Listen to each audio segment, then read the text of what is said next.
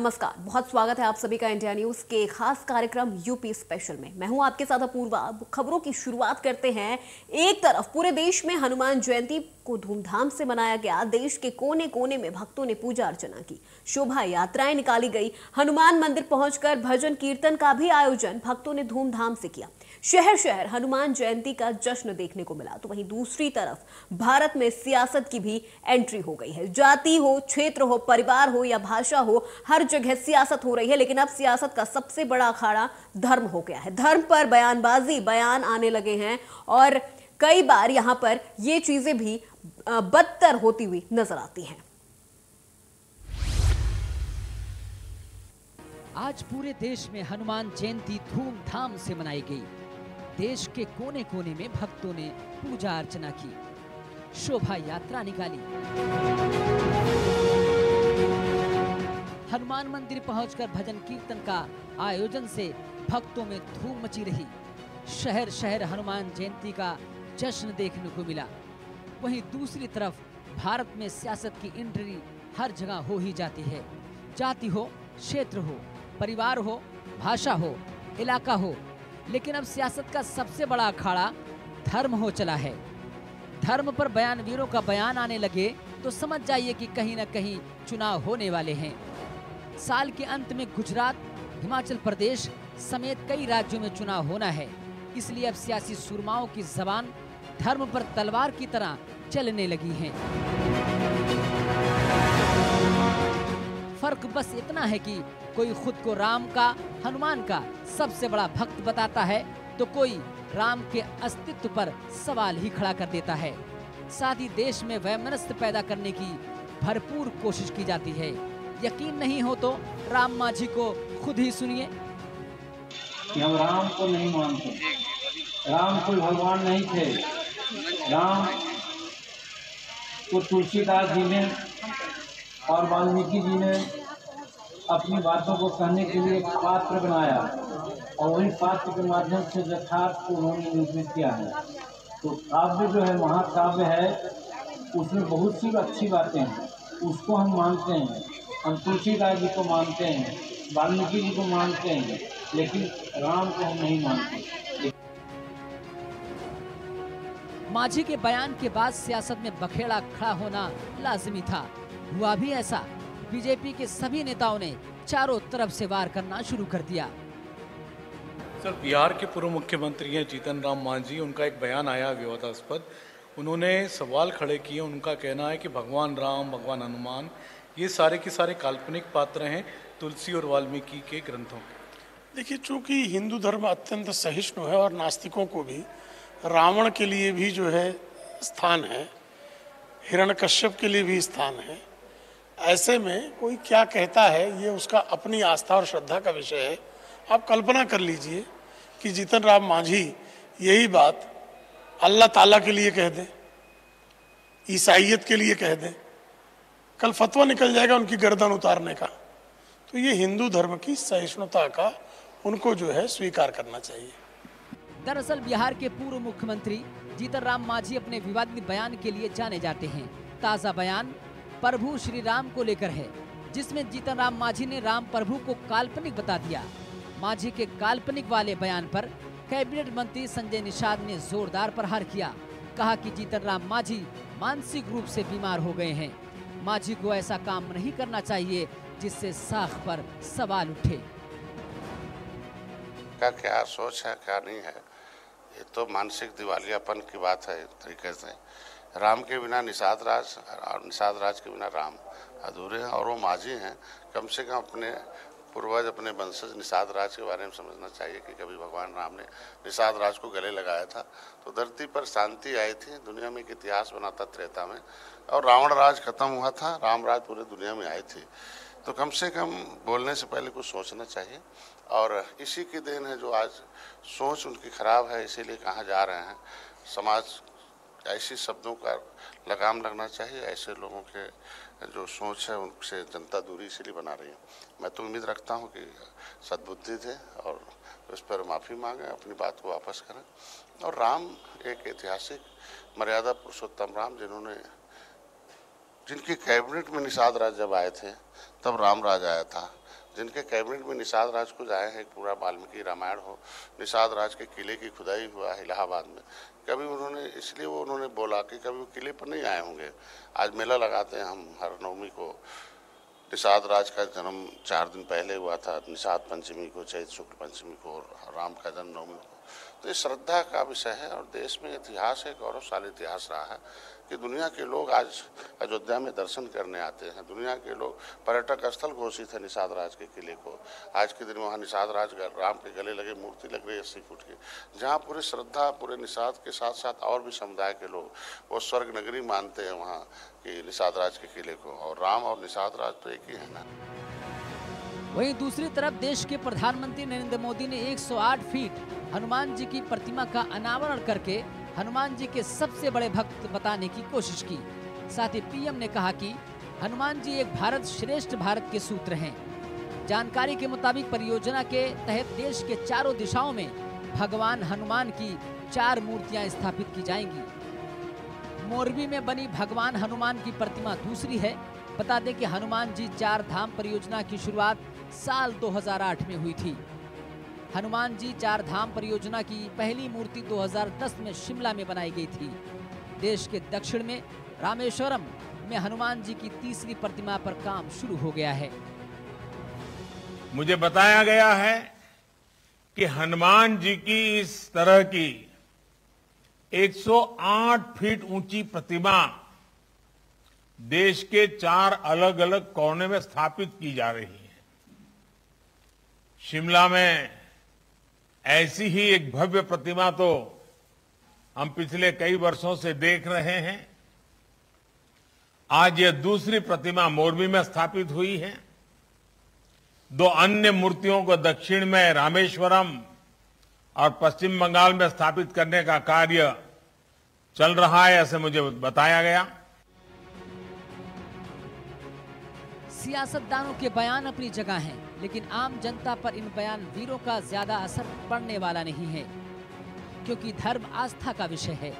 इसलिए सूबे के हर जिले, हर कस्बे में धूमधाम से मनाया गया। कई भक्तों ने पूजा की, कहीं 125 किलो केले का फल भोग किया।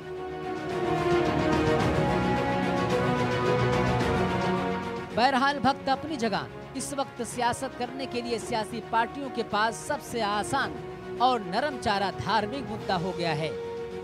कहीं धर्म के नाम पर भोंपू पर विवाद, कहीं राम के अस्तित्व पर सवाल, कहीं अजान पर लफड़ा, कहीं हनुमान चालीसा पर तकरार। यही आज की भारतीय राजनीति का सच है, जिन्हें जनता की समस्याओं से कोई मतलब नहीं है। महंगाई की कोई फिक्र नहीं है, रोजगार, शिक्षा, स्वास्थ्य पर कोई चर्चा नहीं। बस मजहब का लिबादा ओढ़ना यही चलन हो गया है। धार्मिक उन्माद पर खिलवाड़ आखिर कब तक होता रहेगा? और क्या इसकी कोई सीमा भी है, या धर्म के नाम पर यूं ही चिंगारी लगाई जाती रहेगी? Bureau report, India news, Uttar Pradesh, Uttarakhand. एक तरफ गर्मी से हाहाकार तो दूसरी तरफ नींबू का अकाल। लोगों का जीना हुआ मुहाल। गला सूखे तो नींबू पानी पीने का चलन इस पर ग्रहण लग गया है। गर्मी की तपिश ने लोगों को तपा दिया है। आसमान से आग बरस रही है, जिस्म निढाल होता जा रहा है, तो वहीं महंगाई आसमान छूती जा रही है और नींबू अपने सबसे सुनहरे दौर से गुजर रहा है। नींबू को भी महंगाई की नजर लग गई है। गर्मी में नींबू का इस्तेमाल सेहत के लिए बेहद फायदेमंद होता है, लेकिन बढ़ते दामों ने लोगों का पसीना निकाल दिया है। कई साल बाद नींबू के दाम ने दोहरा तिहरा शतक लगाया है। नींबू को ऐसी नजर लगी कि जायका भी बदमजा हो गया है। शरबत मीठा है लेकिन जायकेदार नहीं है। गर्मी से निजात लेना हो तो नींबू पानी पीने का रिवाज है। एक नींबू कई तरह की बीमारियों का इलाज है, लेकिन आज नींबू का दाम लाइलाज हो गया है। बल्कि आज नींबू आम आदमी के रस को निचोड़ रहा है। नींबू की बढ़ती कीमतों ने लोगों को बेहाल कर दिया है।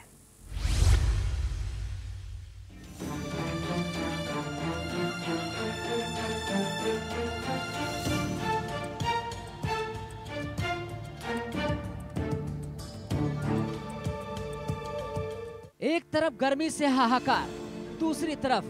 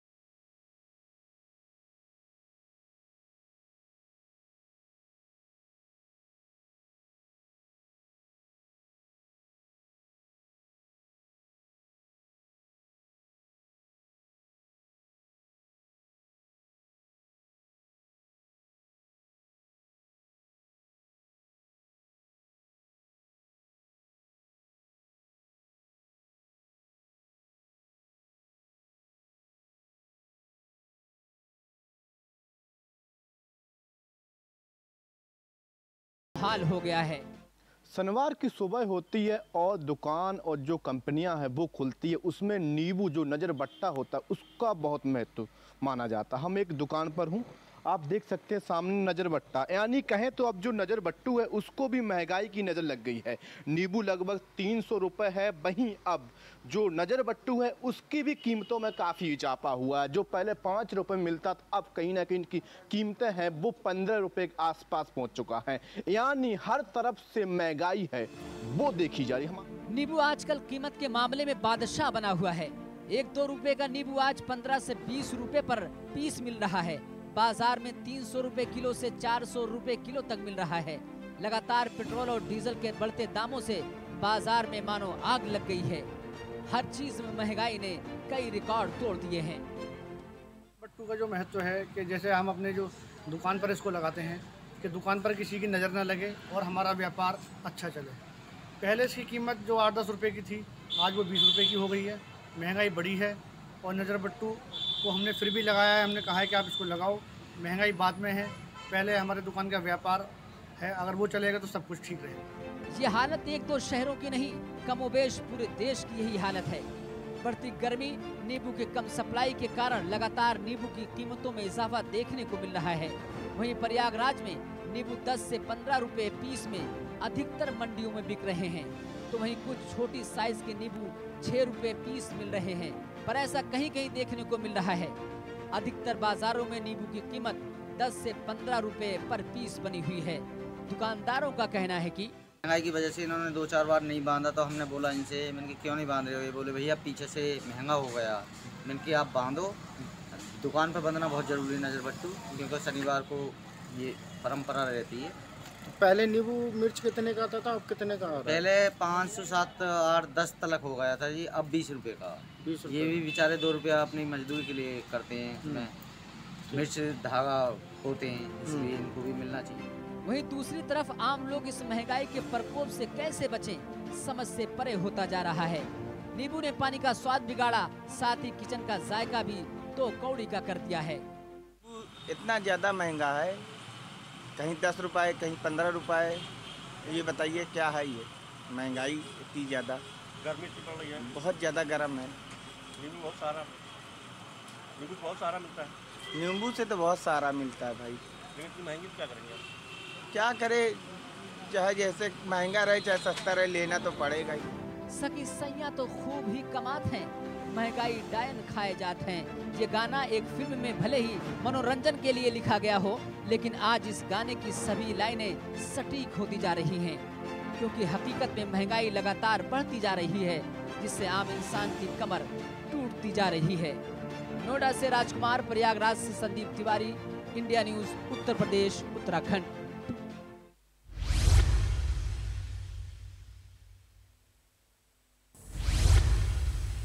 मंजिलें उनको ही मिलती हैं जिनके सपनों में जान होती है। पंख से कुछ नहीं होता, हौसलों से उड़ान होती है। इन लाइनों को अपनी जिंदगी का फलसफा बना चुकी काजल की कहानी कुछ ऐसी ही है। नन्ही काजल भरभराई हुई खुशी के आंसुओं से गदगद है। आज उसकी लगन को कद्र करने वाला मिल गया है। आज उसे हौसला अफजाई करने वाला मिल गया है। आज उसकी जिंदगी का सबसे बेहतरीन दिन साबित हुआ है। ये उचित सम्मान, ये तोहफे और इस तरह से खड़े होकर बच्ची को सम्मानित करना, ऐसा सीएम योगी ही कर सकते हैं।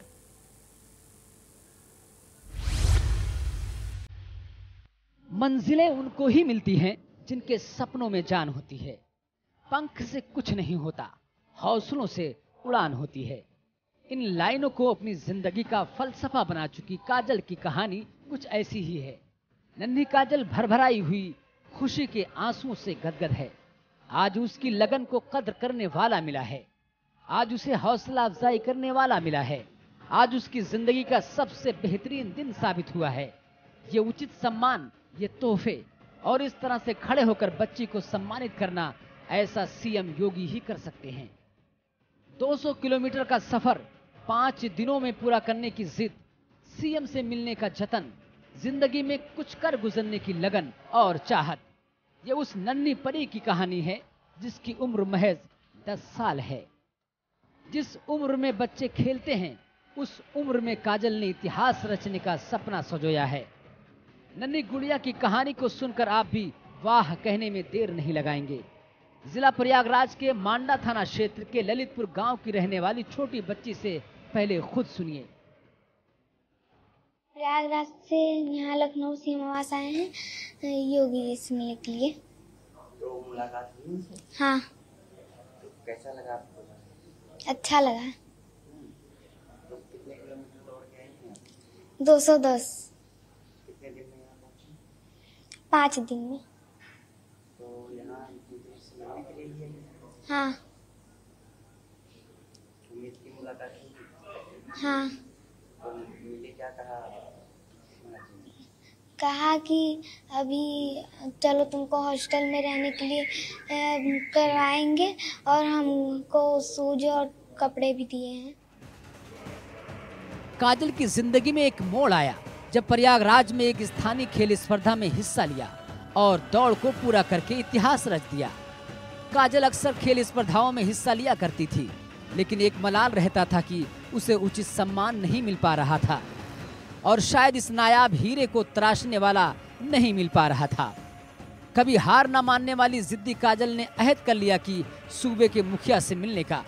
बस क्या था, प्रयागराज से लखनऊ के 200 किलोमीटर को अपने नन्हे पैरों से कुचलकर पूरा कर लिया। दरअसल सीएम योगी से मिलने की तमन्ना लिए काजल 10 अप्रैल को प्रयागराज से लखनऊ के लिए रवाना हो जाती है। प्रयागराज से लखनऊ तक 200 किलोमीटर का सफर काजल ने 15 अप्रैल को पूरा कर लिया और सीधे मुख्यमंत्री से मिलने 5 कालिदास मार्ग पर पहुंची, जिसका मुख्यमंत्री ने खड़े होकर स्वागत किया। सीएम की इतनी खातिरदारी से परिजनों की आंखों में खुशी के आंसू देखने को मिले और गदगद भी नजर आए। तो दौड़ते 2 साल हो गया है और ये बच्ची इंदिरा मैराथन प्रयागराज में 42 किलोमीटर दौड़ चुकी है और 10 अप्रैल 2022 को प्रयागराज से दौड़ते हुए मुख्यमंत्री आवास लखनऊ पहुंची है 15 को। जोश और जज्बे से भरपूर नन्ही धावक काजल अब और तेज दौड़कर जिंदगी में और लंबा सफर तय करेगी, क्योंकि उसे अब सीधे मुख्यमंत्री योगी आदित्यनाथ का प्यार और आशीर्वाद मिल चुका है।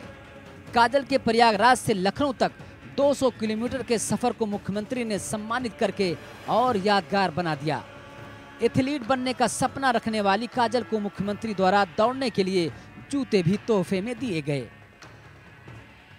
सर, जब कोविड आया 2020 में तो यहीं कोच साहब दौड़ाना शुरू किए। इन्हीं को पहचाने की टैलेंट है बच्ची में, तो उसके बाद में दौड़ना शुरू की, अच्छा खासा दौड़ने लगी।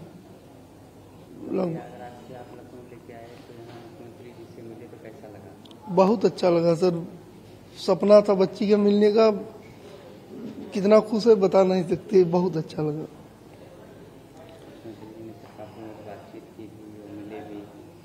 हाँ, बच्ची को आशीर्वाद दिए, मिले, बहुत अच्छा लगा। ये बच्ची सर, इसका एक और टैलेंट है, 7 घंटे 65 किलोमीटर कंटिन्यू दौड़ लेती है। काजल की इस लगन और समर्पण को देखते हुए मुख्यमंत्री ने उसे अपने हाथों से सम्मानित किया और साथ ही साथ उसे आगे भी इसी तरह दौड़ने में एक नया मुकाम हासिल करने के लिए प्रेरित करते हुए एक जोड़ी जूते भी तोहफे में दिए। जब उसे मुख्यमंत्री योगी आदित्यनाथ के द्वारा सम्मान मिला तो काजल की खुशी का कोई ठिकाना नहीं था। इस तोहफे के लिए उसने मुख्यमंत्री का धन्यवाद किया। दरअसल काजल सीएम योगी से मिलकर अपनी पीड़ा बताना चाहती थी। काजल ऐसी गरीब लड़कियों के लिए एक मिसाल है जो जिंदगी में कुछ कर गुजरने की हसरतें रखती हैं। Bureau report, India news, Uttar Pradesh, Uttarakhand. UP special में मेरे साथ आज बस इतना ही। देश प्रदेश की तमाम बड़ी खबरों के लिए देखते रहिए इंडिया न्यूज़।